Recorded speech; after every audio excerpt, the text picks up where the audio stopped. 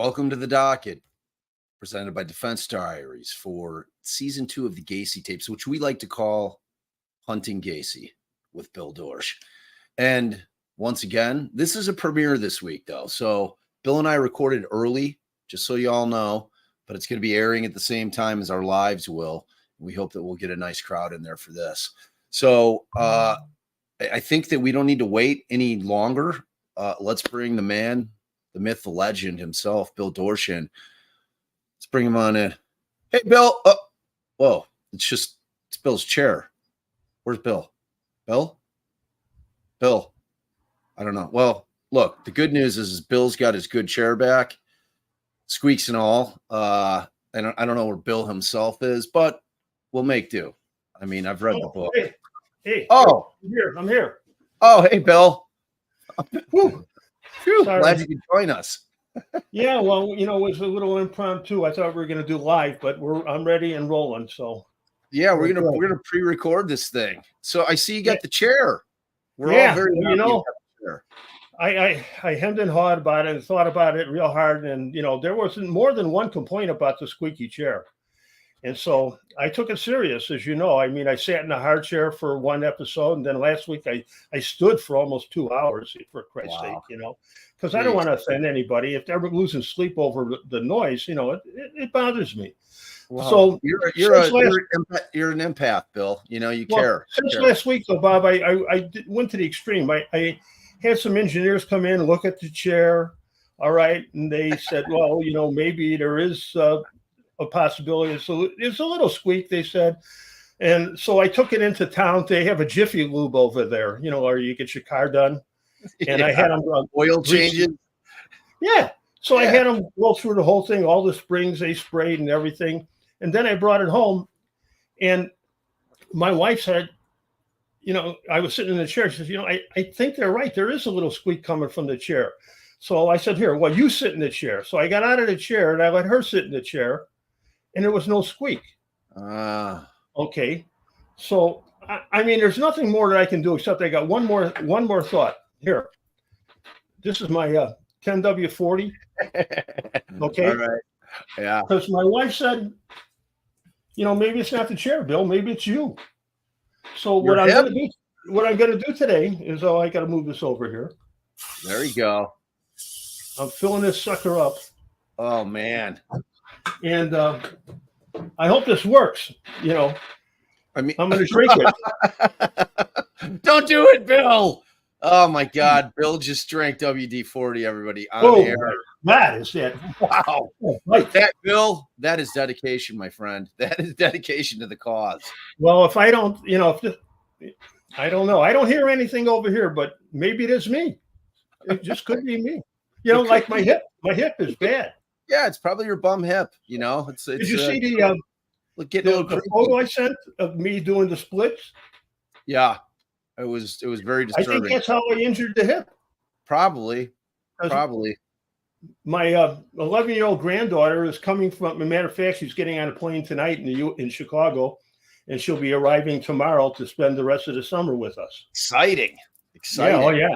That's why I'm putting off the hip operation until after she goes back, because I got to keep up with her. Oh, for sure. I don't want to be running up and back to the hospital and stuff like that. At that age, man, they're ready to go, full of energy. And she's big into the cartwheels and somersaults and all the acrobatic stuff. And I'm not the splits were hard to do, man. I'll tell you, it was pain. It was instant pain. I can't tell you how much pain it caused me to see you do it. It looked incredibly painful. It was hard. I thought you were going to be surgically stood back up, because I was pretty sure that both of your hips are going to come detached. You're not a spring chicken, Bill. You've got to quit doing the splits at some point in your life. Yeah, I think I'm done with it. I'm done. I'm slowing down. Yeah, that's the move. So that'll be exciting. So she's going to be in for what, like a month? About a month? Well, until she doesn't go back to school until what, September? Wow. So, yeah. Well, she was here last year too, and she's really a joy. We have a lot of fun with her, and she keeps you on the go. 100%. But better yet, still she'll be better company for my wife because I slowed my wife down quite a bit on the street. I believe it. And so they can do the shopping, they can do all that kind of stuff, and Bill will stay nice and the air conditioned And comfortable. Yeah, matter of fact, it's extremely and unusually hot here right now. Really?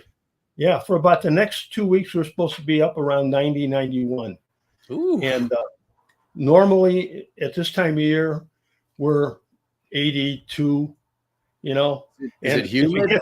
If it gets hot, we just go up in the mountains. You know, it's right next to us. We're right at the foot of the mountains, so it's not bad. But it's very hot. Is it humid? What? Is it humid as well? Is it like Chicago? Yeah, humid? very, very. But this town, Saprevabanya, has so many springs, spas, and pools. You know, they're health springs. You know, they got the mineral water, so people come from everywhere to come and partake at the hotels and use the pools. Yeah, I can't wait to come visit you myself. Well, actually, I'm starting to hate tourists because there's nowhere to park anymore. You know. Yeah. Well, and you and I were talking off air. As you guys know, I'm going to CrimeCon with Allison, and what we're hoping to do is I'm hoping to get Bill over there. I'm going to be reaching out to my friends at CrimeCon UK to see if they're cool with Bill hanging with us at our table, because I think it would be amazing for people to be able to meet Bill out there. So we're keeping our fingers crossed that that's going to happen, because it's not a really long trip for Bill. I'm very happy to have found out. I've got a lot of people who bought my book from England, Australia, New Zealand. Yeah. And I'm very happy with the response. So to make that connection with you there, that would be fantastic. That would be unbelievable. We'd have a great time. Plus, you can give me some tips on where to go, you know, give me some Europe tips. Oh, God, yeah. I haven't been to the UK. I'm really, really excited about it. So well, actually, I always fly over it, so I haven't been there yet either. Really? Wow. Yeah, we're usually flying into Germany or even Poland or France, you know, but you know, we fly mostly Lufthansa when we come over, so we're going into Germany. So it'll be we could have our maiden voyage in the UK together. That'll be Bob and Bill. Yeah, we'll work it out. You know, we'll work it out. I love it. I love it. All right, so what do you got for us today? What do you want to dig into with Gacy? What do you think? Once again, we're now in 2024. Gacy was arrested in 1978.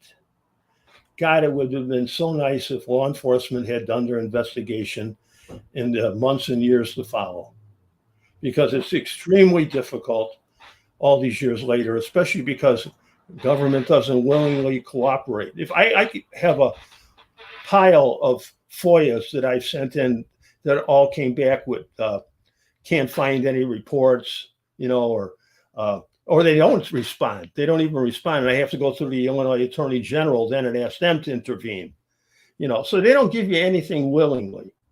Right. But I've still got some stuff I'm working on. You know, you keep digging and you keep finding connections to things. Like here, I'll give you a connection. It's really actually just came up to me in the last couple of days as I was preparing to do this podcast. We were talking about the Maori boy going missing, and he went. When did he go missing? He went missing on. Who went first? I'll tell you right away. Get my glasses on here. Robert Gilroy, he went missing September 15th, 1977. Okay. Mm-hmm. He was 21 years old. And John Maori went missing 10 days later, September 25th, 1977, when he was 19 years old. Yeah. Well, we know there was a connection between Maori to the two cousins that we had on the air. Right. And they told a story about having run into Michael Rossi and so forth and so on. Well, what was interesting when I was reviewing the Gilroy case, and again, that was done differently than any of the other 32 cases. And it was done differently because Robert Gilroy's father was a Chicago police sergeant. So he went into these youth office and said, hey, this is what I need. And I checked the files that I had, and over a period of time, let's see, he went missing on September 15th, 1977. Okay, which happens to be the same day as Robert Gilroy. Wow. Okay. Mm-hmm. And he was living at 5451 North East River Road in the Pavilion Apartments. And that's a half a mile from John Gacy's house. It's also very close to horse riding stables. And Robert Gilroy was a horse riding enthusiast, and he was actually going to go to Maryland or somewhere to take extra lessons before he disappeared. Well, anyway, when he did go missing, the Chicago police, unlike any of the other cases, they compiled a total of 18 different reports with 44 pages of their searches. Wow. So they did 20 follow-up investigations in the Gilroy case. Wow. In the other 32, you had the police take the report from the family. They turned it over to the youth office where it was assigned to a youth investigator. And the youth investigator said, hello, is your son home yet? He is? Okay, thank you. He isn't? Well, call us when he comes back. End of it. Wow. Nobody was looking. Everybody was thinking these kids are willful runaways. But the Gilroy case was huge. Okay. But then I started reading more into the Gilroy case the other day, and I found out that the last person to have seen him alive was a guy named Tim Smith, a young man, Gilroy's age. All right. And he claims to have seen him on the last day he was known to be in the area.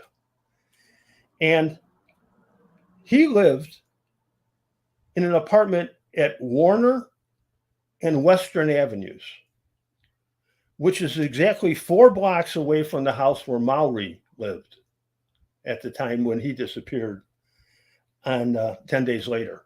Wow. It might mean nothing, but it gets even better. Like I said, Gilroy went missing in September of 77. In July of 78, almost a year later, the youth officers interviewed Tim Smith again. And he suddenly says, oh, I remember that when he was, him telling me that he may run away and go to Costa Rica. And just dropped it.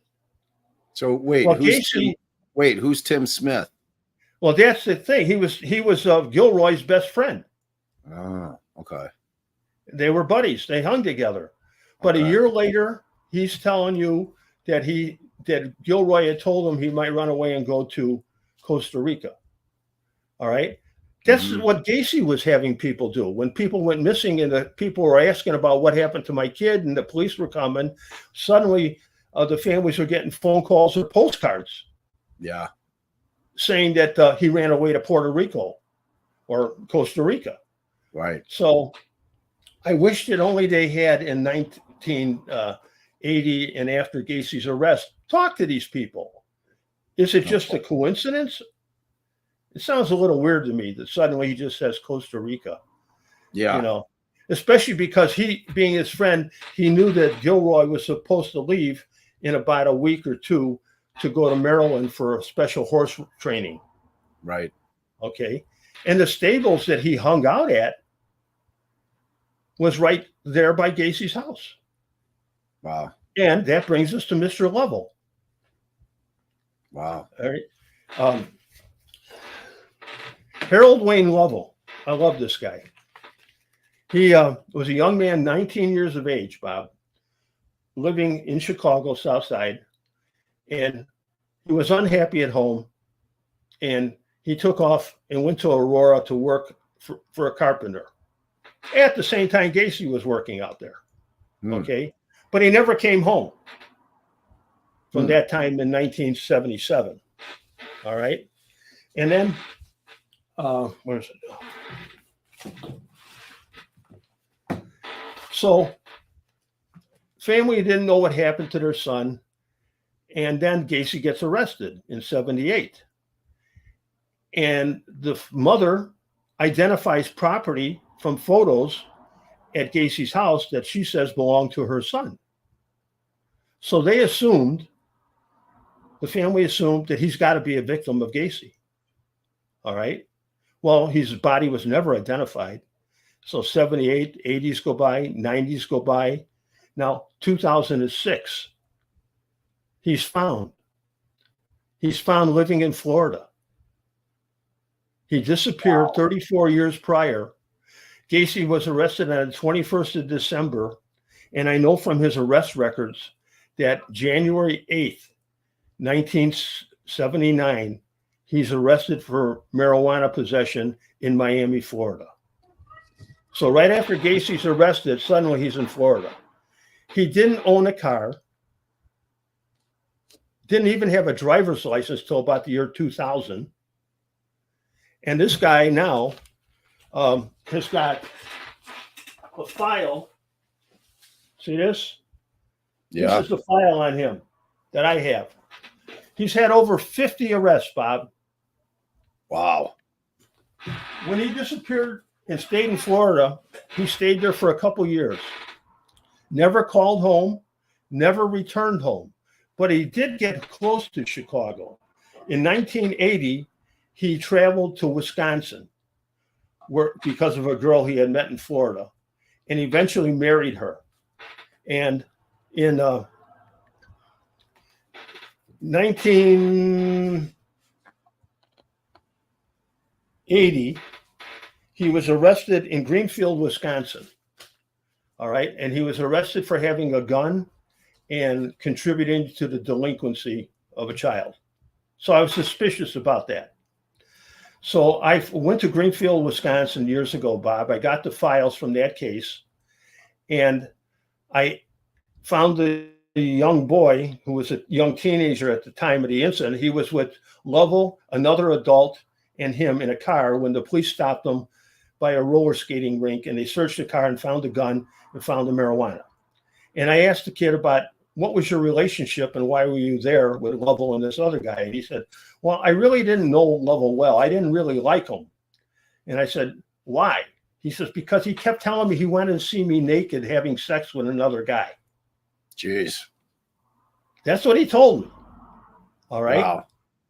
And that's in 80. Gacy got convicted in 80. I mean, no, this was 82. Gacy got convicted in 80.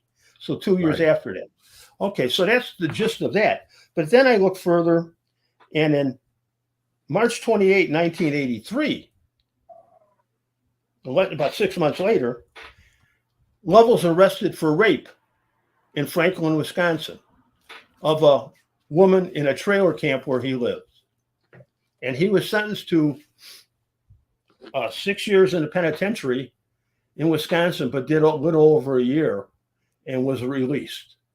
And then he left Wisconsin, Bob, and he went back to Florida and a couple other states he traveled through and acquired a mounting of numerous other arrests. I mean, we've got home invasions while armed, more sexual assaults, burglaries, all this going for the next 33, 34 years.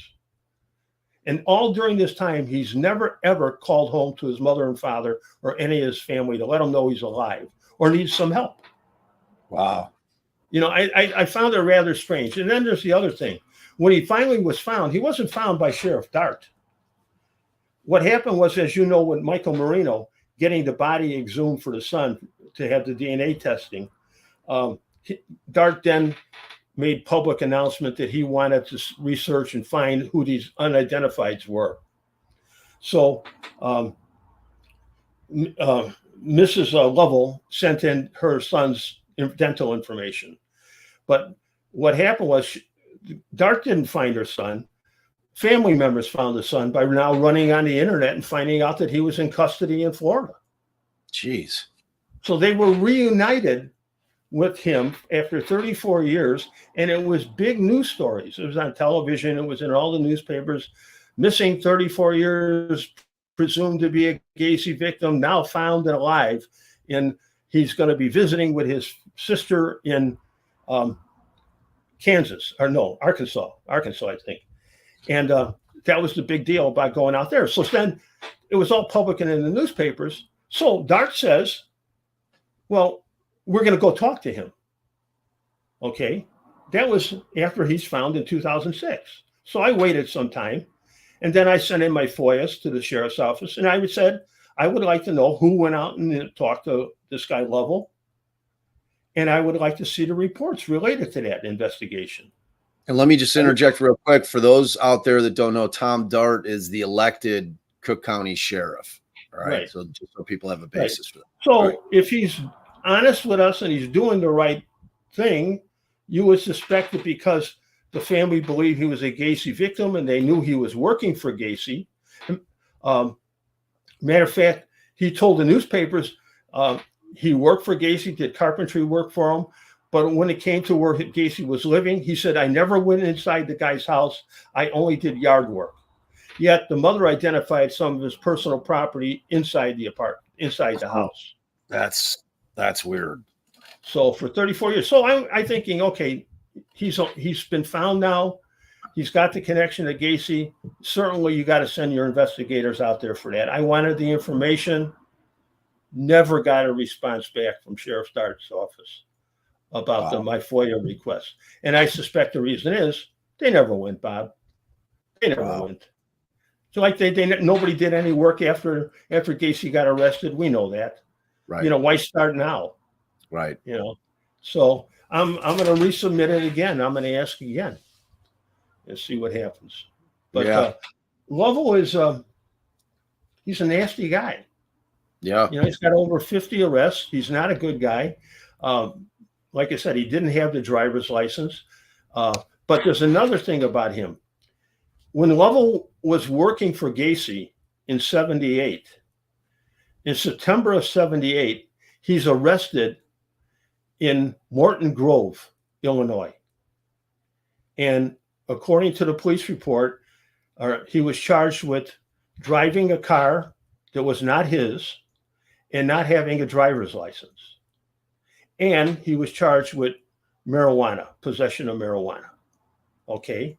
Mm-hmm. So we only had some vehicle charges, Bob, and we had a misdemeanor marijuana charge. Okay. And I tried to check through the state and found out that any traffic violations, they would have been destroyed a long time ago. Okay. I can understand that. But I know if he had that misdemeanor marijuana case, he's still got to go to court. Yeah. All right. And back then, they didn't have the computer when this happened in 78, but it should have been in the big log book and the information would be readily available, only to find out from them they can't find any information, meaning Morton Grove PD. They can't find any information about that. And the reason I am so interested in that is at September of 78, when he's arrested in a car that doesn't belong to him, not registered to him, and he doesn't have a driver's license, Paskey, Rossi, and Cram are all working with Gacy. And we know, like in the Zink case, Gacy took Zink's car and sold it to Rossi. So I was hopeful to see the arrest reports for Lovell for the possession of marijuana. Because having been a cop, let's say you found that marijuana or another car or gun in a car like that, and there's 2-3 guys and nobody's admitting to it. Yeah. You might charge them all. Right. And send them to court. And I was hopeful that if they found that report, I want to know who else is in that car. Yeah. Not only that, I want to know whose car it is. Right. That's the thing. I mean, it's not Lovell's. Right. And he's working for Gacy, a guy that's known to take the cars from his victims. And that's a big place I still would like to get to. That's like a fertile ground because, you know, that was always one of the things with Gacy victims that drove me nuts about Chicago just refusing to investigate anything and just kind of sloughing everything off as being, you know, oh, the kid ran away, you know, because you had so many of Gacy's victims who are 17, 18, 19-year-old boys back in the 70s. And if you know anything about teenage boys, their most prized possession in the world was always their car. They gave them freedom. And with too many of the victims, these cars were being found. Like they left their cars. Like they're saying that, oh, they went to California, or they left the state, but what, they left their car? Like that was the thing with Butkovich that just blew my mind. Like Butkovich had a car that was absolutely his pride and joy, and there's no way that he's leaving his car behind, let alone his wallet in the car. And he had a new apartment, new carpeting. Yep. He wasn't going anywhere. He wasn't going anywhere. Which is, why his father called Chicago PD for 2 years, once a week, begging them to go talk to Gacy. And they just wouldn't do it. Well, yeah, that's a fascinating angle. That is a fascinating. And I think Morton Grove is still in play. All right, because if you're going to tell me, they said, well, we moved since then, and we may not have found the records.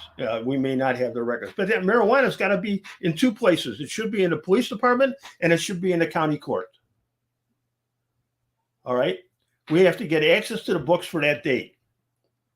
All right, and the other thing about it is, I thought maybe what I'm going to do is I'm going to FOIA Morton Grove again, knowing the date that Lovell got arrested, and I'm going to request the arrest log for all people arrested on that date. Wow. And we'll see what happens from that. You know what else we should do? You know what we should do? Now you've got like my mind just running. We should try to figure out if there's a way to find out which of Gacy's victims had vehicles, because I think in light of what happened with Zick, and we've told the story after, Zick is killed, Rossi wakes up in the house with them. Him and Gacy go down to Clark Street. They drive around. They find Zick's car. And at that point, I'm assuming since Gacy was driving his car and they went together, that Rossi got right into Zick's car. They then forged a title from Zick to Gacy, and then Gacy forged another title from Gacy to Rossi, and he sold him that car, I think, for like $300, and he was supposed to pay him like $50 a month. Like, and Gacy, being the incredibly cheap, money conscious person that he was, and he was very much that.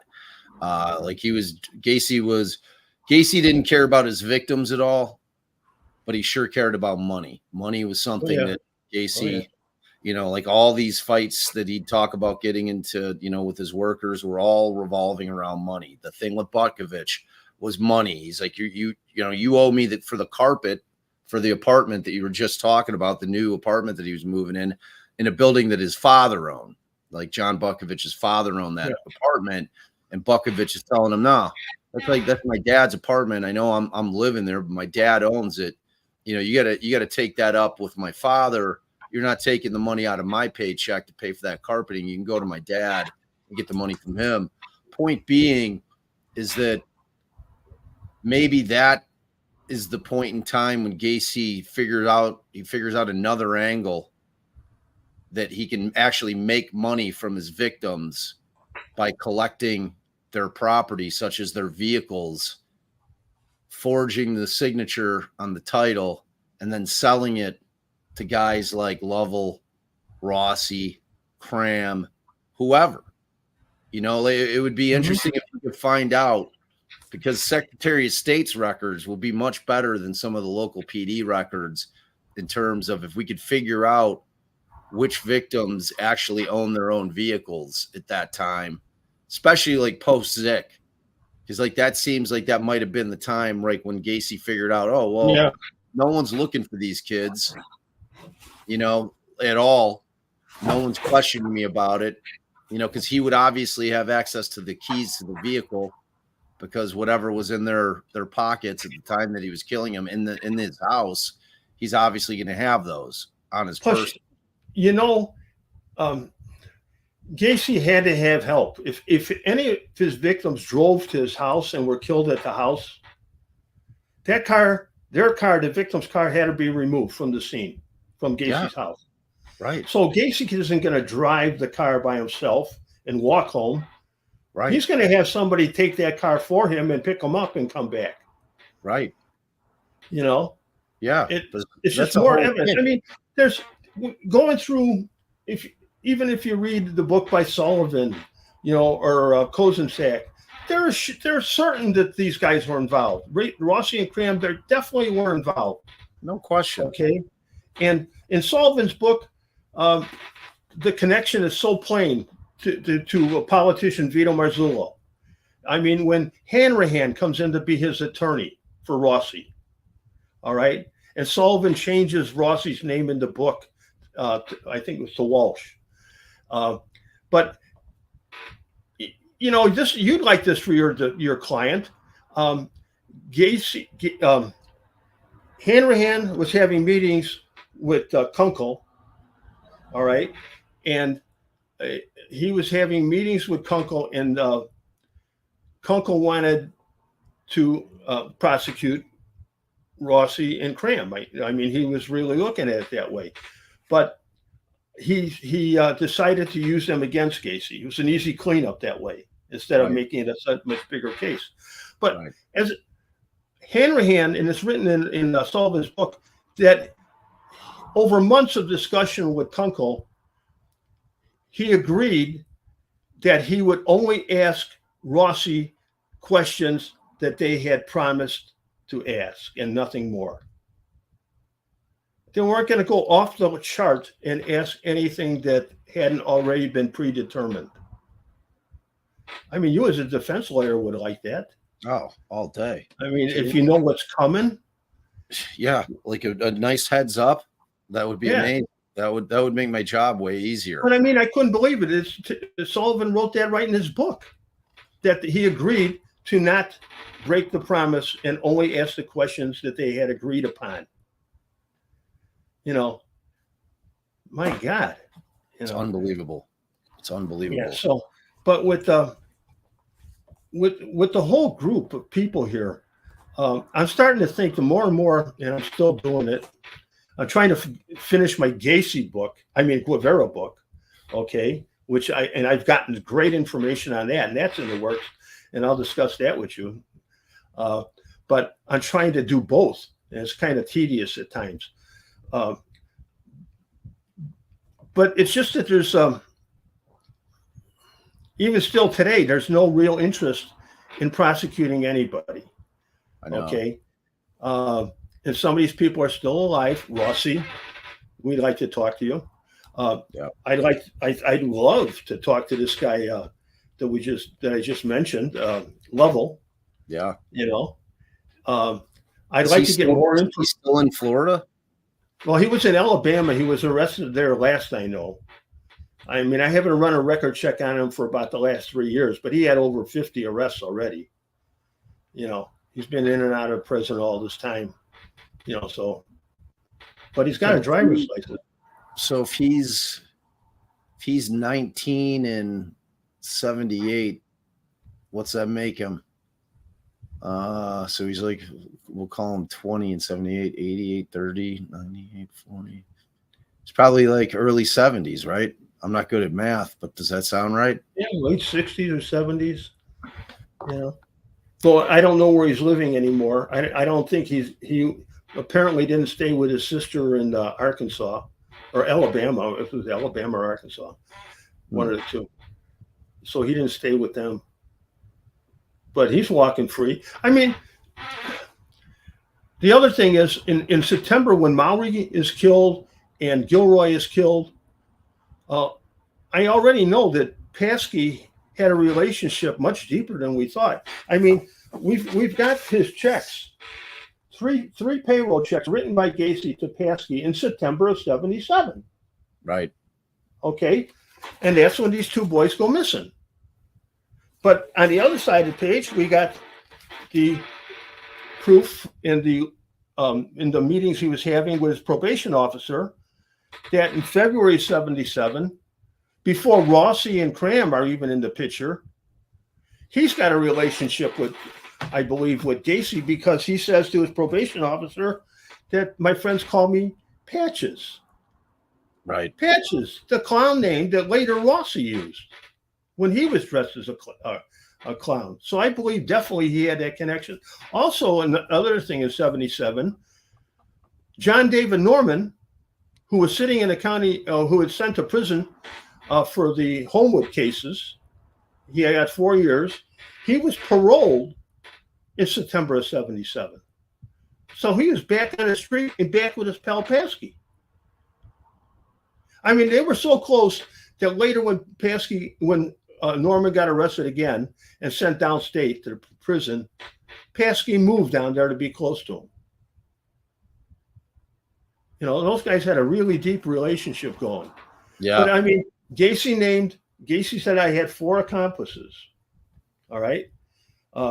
We have Cram, Rossi, Paskey, but he didn't name the 4th. And like I said before, to a guy like Gacy, finding boys, that was what he wanted. Boys. That was a provider, was Norman, a human ATM machine. Yeah.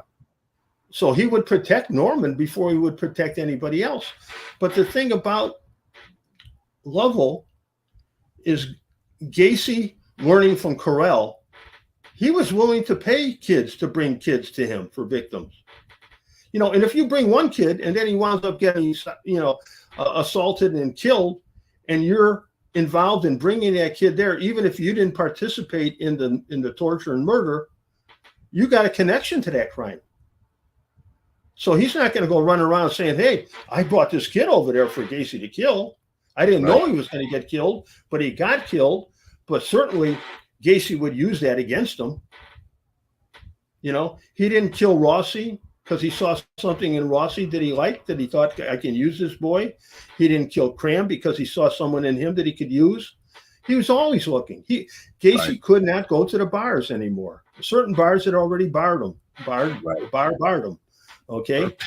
Banned him, barred him, which either way, both works. Yeah. So, you know, life wasn't easy. He was a workaholic, and he needed that help. He did. You know, so I think the Morton Grove connection here to Lovell is a possible connection to another Gacy victim, because it's at the right time, the right moment, and the circumstances of not ever owning a car, not having a driver's license, but yet now you're driving a car that's not yours. Whose is it? Right. Okay. And then why, within 2 weeks after Gacy is arrested, do you suddenly take a train and go to Florida? Right. And he never calls home. Ever. 34 years. It's great. Both his parents are dead in 2006, and he's found by a sister in Alabama or Arkansas. Yeah, I mean, just falling off the face of the earth, you know, there's a reason for that. Yeah. You know, I mean, to not even contact your family at all. Your parents think your siblings think you're dead. It's like there's something stinks about that. You know, it's one thing, like you hear, you know, sometimes women who are victims of domestic violence, you know, I could see why they would do it, kind of want to disappear to try to escape their abuser. But like this type of situation, like why? You have to ask yourself that question. Why would this guy, and the timing is just so curious, you know, because we know Gacy's arrested in December of 78, you know, and the whole ball of wax goes right there. And, you know, the thing about Gacy getting arrested is that any of these guys that were working with him, not only on the job, but most likely in other ways, helping him procure, groom, whatever they were doing, you know, they have no idea what Gacy's in there saying. You know, Gacy's the one who gets picked up. I mean, imagine being Cram, Rossi, Lovell, Paskey, and you hear that Gacy got picked up, you know, and you're sitting there shitting your pants, you know, because Gacy doesn't owe you anything. And if you know anything about Gacy, Gacy cares about one person and one person only, and that's Gacy. Oh, yeah. Oh, yeah. You know, so you would be exceptionally nervous, you know, and if you don't have Hanrahan as a hired gun for you, and you're just kind of out there floating in the wind like Cram and these other guys. I mean, Hanrahan walked into the police department with the mother before her son ever got charged. I mean, they were holding him in custody. Yeah. All right. Talking to him, setting up the lie box, the polygraph. Yep. Okay. And all that stuff. But, you know, how many people had some knowledge of something going wrong? I mean, I told you last week about Rossi telling this Mueller family who he was working with all these stories about what him and Gacy were doing, and bodies buried there and kids being killed and all this. And they thought he was full of crap. You know, Right. they didn't believe it, you know. And then after, of course, Gacy got arrested, suddenly they're questioning Rossi now. And Rossi, no, I was making that shit up. You know, I have no involvement. I don't, nothing. But they were picking up Rossi at Gacy's house. Gacy knew that he was working with the Muellers. They shared job sites. The Muellers did a lot of roofing, and they did a lot of aluminum siding work. Okay. And when Gacy had a job that needed that, they would connect, or vice versa. So they had great knowledge of each other, you know. And then, like I said, when 2 years after Gacy's arrested, we got to Jose Chavez telling the story about he was working with the Muellers. He had a disagreement with them over a bullshit kind of phone call that he made, and they came over to his house with guns and threatened him, and they tied him up and took him in the vehicle. And Rossi was in the van with what he says a machine gun type weapon. All right. And they drove him over to the Mueller's house, put him in the basement, and for hours they beat him. And then he told a story about Rossi coming up to him and taking a rope and putting it around his neck and starting to tie it, telling him, "This is how I killed the other boys." All right. And that's another thing. I'll talk to you about that. There's a way to go on that too. Something I thought of that might be of value to us on that case. But Right. it's just one thing leading to another. I mean, like I said, it's the years, it's the timing now. People are dying or have already died, and you can't reach out to them to give you anything or verify what you've talked to them about before, you know. But the impact should have been right away.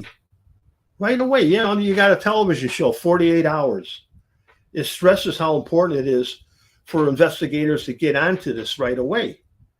You know, 35, 40 years later, we're working on this. Even when I started 20 years after, it wasn't easy. But there is information out there, and it's only getting bigger. It's more and more I'm finding. I was very dismissive at first of the connection to the national pornographic groups and stuff like that. But the more I'm digging into this, the more I'm getting a relationship to that. I mean, even the Russell Nelson boy that was brought from Minnesota down to Chicago and was found buried. He had moved into an older man who was a minister in Minneapolis who was teaching sexuality at the medical school. Okay. You look into that guy's history, he's connected to all these porn groups and these locations where kids were going to spend summer camp. Yeah. You know, and with Carell being arrested, and then the two boys, Brooks notifies Dallas about the sex ring, and they arrest Norman out there, and Norman flees, goes to Homewood, gets arrested there, and then he's living in Chicago doing the same shit. And each and every time when they find them and make these arrests, they come up with the logbooks with these index cards of people who have been subscribers to the newsletter. And because there's names of people that they don't want you to see, they destroyed everything. The government destroyed everything. It's crazy. It's crazy. protecting themselves. The first people you protect is yourself. Yeah. And so, and you protect a friend in politics, that's your friend for life. Yeah. You know, you got a connection now, you know. Yeah. And you can get things that you never dreamed of getting before. And so that's why it's of interest to me. Imagine being able to get our hands on those newsletters. Oh You know? God. Oh my You know, I God. think you know who I think has some. You remember the reporter Sneed from the Yeah. Tribune? Uh-huh. I think she got him from Homewood. Really? That was sort of inferred to me when I went to Homewood seeking those index cards. They no longer had them, but they had them when she was there. Wow. But I'll tell you, if I'm a reporter, oh, that's a loaded shotgun. Yeah. You know, who's on Big that time. list? Right. Who's It's on like that it's list? like it's like the Epstein list that everyone wanted to see, you know, Yeah. like they wanted to know what names were on that list of people that had, you know, gone out to the island. Yeah, it's you know, when I started doing the podcast and as you know, because you worked with Tracy Ullman, she was huge into that whole, like that was her angle. Like her angle was she was convinced that Gacy was a part of a much bigger child sex trafficking ring, you know, and it was like the hard part about it in terms of, you know, because we obviously can see just based on what you're telling us today, there's smoke all over the place. Yeah. You know, we know that, you know, I wish there was a way for us to find out more about Cram's history, because Cram and There's Paskey, very little on him. I Very know, little. I know, and Cram and Paskey had a pre-existing relationship to Paskey and Gacy. Yes. Cram's the one who made that introduction. You know, in Cram, at least the way that Gacy told the story, just kind of appeared like out of nowhere. Just picks him up out of a, like, you know, like a street urchin type of situation. Picks him up hitchhiking, and he's like, "Oh, just so happens that this, you know, kid ends up being his henchman for years Yeah. after that." You know, because it's like Rossi came to him allegedly through a plumber buddy of his. You know, like he gave Right. a referral. He's like, "Oh, I got this kid. You know, he's pretty good, works with me." And then that's the Rossi Gacy connection. But that Cram Paskey connection, and then shortly thereafter, you know, Paskey's introduced into the picture with Gacy, which obviously you have proof that Paskey's, you know, working for Gacy. I mean, Yeah. we don't know if Paskey's getting checks under PDM because he's doing actual work, contractor work, Right. or if Right. that's payment for something, some other services. We have no idea. You know what I'm saying? But he definitely knew Gacy long before the checks were given to him. Yep. Yeah, and he was so he would have been socializing with Gacy before Norman even got out of jail. Okay, and in September now, those two cases so close together, Gilroy and Mowry, and it's Tim Smith, such a common name, you know, trying to find that now, you know. Right. But telling the police a year later, oh, yeah, I forgot to tell you, you know, he did make mention that he was going to run away and go to Costa Rica, you know. And Right. the father, according to the father, the sergeant, he said, the kid was so excited about going to the horse academy. He hung at the riding stable. He hung at the riding stable. And that's another thing. You know who owned the riding stable? Who? The Silas Jane family. Who are they?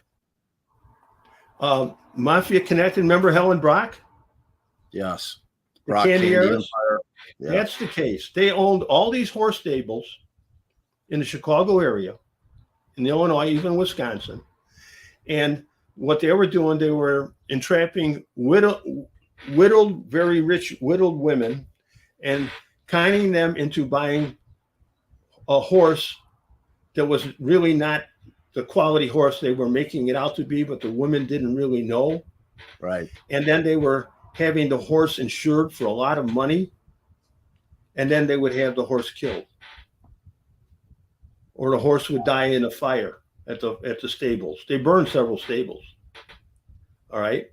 And she found out about them scheming her, and she loudly protested and said she was going to take it to the state's attorney's office, and she disappeared, and her body was never found. Wow. All right. Well, what's his name? Norman. God, the Schussler Peterson case, which I told you I knew Tony and John Schussler. Mhm. They were murdered in the stables right over there too. There's this connection to the syndicate, the horse stables, sex crimes with boys in the Gacy case and others, the Gilroy boy who was supposed to be going to the stables that night and never comes home. All this, I mean, it's such a big story. I mean, it's leading to a, I mean, what don't we know here? I don't know. You know, there was one cop that I talked to from Des Plaines. He was the only cop that refused to be interviewed on, you know, on the pod. So you remember Lang, Sergeant Lang? I had the longest, strangest conversation with him, like 3 hours. And I just could not get him to come on the podcast.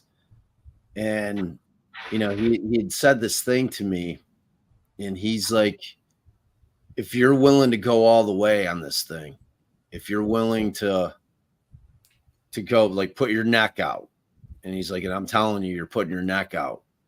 He's like, then I'll talk to you. He's like, I got intel. So I don't know what he knows, but like, again, like Ullman had given me his number, and she couldn't get him to talk on camera either, you know. And I had a very long, and everything that he was talking about was related to the sex trafficking of boys. Like he wouldn't dig in. He wouldn't give me the details, and I kept probing and probing and probing. He was a really, really interesting guy. And that's a guy, I think if we could get him to talk, like really talk to us, he could really enlighten us on some stuff that I don't think has ever been made public, you know, that may not even be related directly to the investigation, or if it was related to the investigation, you know, they chose to bury the lead with it. You know what I'm saying? It's one of those conversations that will always stick with me because it was so unusual. He just kept saying so many things that were really, really unusual. You know, and really just, you know, he's like, if you're willing to, like, he just kept saying, if you're willing to put your neck out, if you're willing to go all the way with this story, then I'll talk to you. He's like, because there's big names involved. You know, wow. It's like he was talking about it being like dangerous to my health and safety. You know, I mean, that's what he was implying. And it was like, you know, I told him that. I'm like, and this is before I had met you. Like, this is like I think you probably reached out to me like a few months after that. You know, and that thing with him. So, you know, what I'm suggesting here live is that maybe we try to get a hold of Lang and see if he talked to us, you know. Yeah, definitely. Definitely. There's just like I mentioned before, I've learned more about the sex trafficking in this country, and the pornography business was the start of it. Okay, getting these young kids entrapped, photographing them nude, and then compromising sexual acts. But then it was so big that because of the laws here, they didn't want to get caught up in the violating crimes here. They were sending the photographs of the boy victims to Europe. And then they were printed there and then sent back to the United States. So it was like, oh, this isn't coming from here, it's coming from there. Right. So they're avoiding as best they could any looks into the system, what they were doing. But people like Norman made a lot of money off of these newsletters. And then, like I said, the willingness of people to have the same proclivities to sexual assault of young children. You know, I mean, like I said, think of your best friends growing up, and, you know, as you get older and you start thinking about, let's go steal a car. I mean, even that's a stretch. You know, I don't know if you want to commit a crime with me. Right. But how do you go to somebody and say, we're going to go grab some boys, we're going to get them over to the house, we're going to torture them, we're going to have sex with them, and then we're going to kill them? It's crazy. That's a huge step. It's huge. I mean, you can't go to, I don't think you could go to your brother, right, and say, do this. Right. Well, like when do you reach that comfort level with somebody to where not only are you, and that's the comfort level, right? Right, where you're basically admitting that you've been doing this, and now you're trying to bring them in to continue to do it with you. Let's party. Oh man, I mean, it's hard to wrap your mind around, Yeah. What was I going to say? I had another thing about Gacy. I tried to get this guy too, because he had worked as a bouncer at, I forget the name of the bar that the Gacy used to frequent up on Elston and Montrose. Okay, and he's a short little guy, but he was a bouncer there. All right, and I met with him years ago when he was working security in the suburbs, and we were talking about his relationship with Gacy, and he was telling me the story about, he would go to Gacy's house and meet up with the group of guys, young guys, and they would go out and do work for Gacy, sometimes with Gacy and sometimes with Rossi, Cram, or others, in small groups. And he came there one day, walked into the living room, and he looked around, and Gacy was there, and Rossi was there, Cram was there, and a couple others, and he looked around, and there was one person in particular that he thought was going to be there to work with. And he said, where is so-and-so? And someone in the group said, you're standing on him. You're standing on him. Wow. And they all started laughing. And he goes, what are you talking about? Because he didn't get the message. It didn't make sense to him. Right. But he said he never forgot that. Yeah. So how many people knew? But once you start, you get young men like Norman, in the suburb where he was arrested in Illinois, there were actually 10 boy victims. He was having oral sex with 10 different kids. He would get them drunk and then take advantage of them. And then they felt like, we can't go telling people about this. This is embarrassing, But even like with Rossi and Cram, Gacy said, I've had sex with these guys.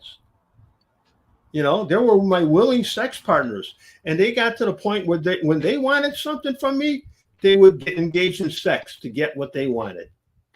Okay. And with Carell, the same thing.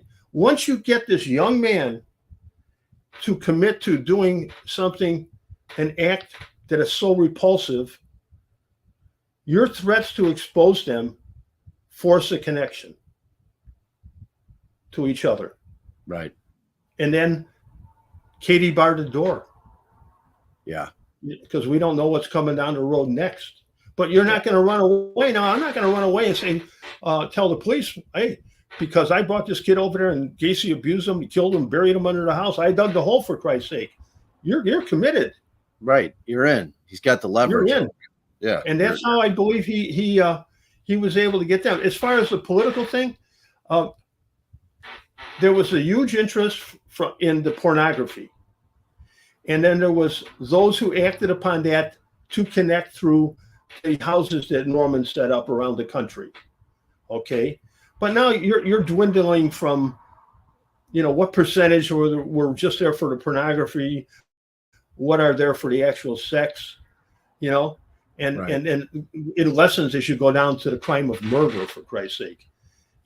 So I don't believe that Chicago politicians were being approached by Gacy and saying, come on to the house, we're gassing kids, man, we're going to do them.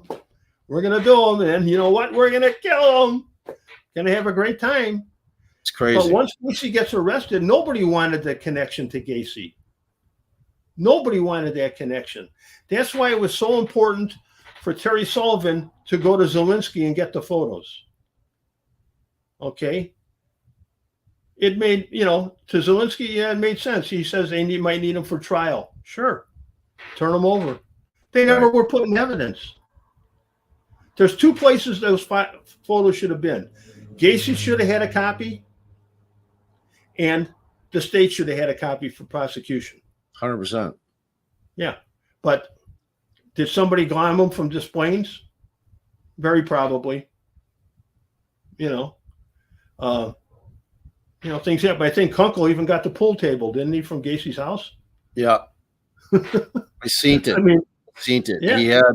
He had the bumper pool table, and then he had one of the ligatures, one of the rope tricks. He had the one that he put in evidence at a trial. Yeah, I mean it's quite a web, that well, is, I'm thinking I'm going to say something now. I wasn't going to say it before, but I'm going to put it out there. If they do something to hide it, they hide it, but we'll still find it.